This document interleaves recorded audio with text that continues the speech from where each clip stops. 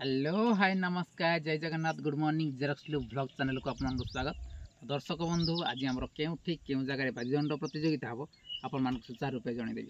तो ता पूर्व आज तारीखटी मन रखु। आज तारीख है कि 25 अप्रैल 2025।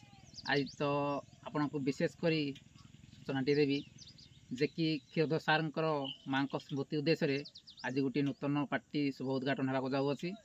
तेणुक आपण मैंने समस्ते उपस्थित रे जैकि चंद्रबाड़ ग्राम मदराजपुर सहित हम रंतले। तो आपने निहाती भाव उपस्थित रे नामी दामी कलाकार मानक लेकिन नूतन कि पुराना कलाकार मानक नहीं किसी गोटे नूतन पार्टी हे।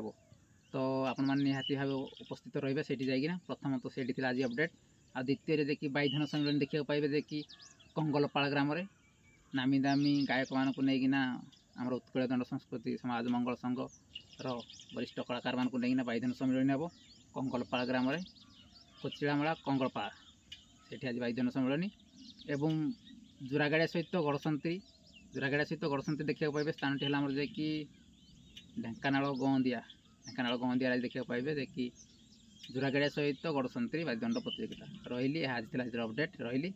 जय जगन्नाथ।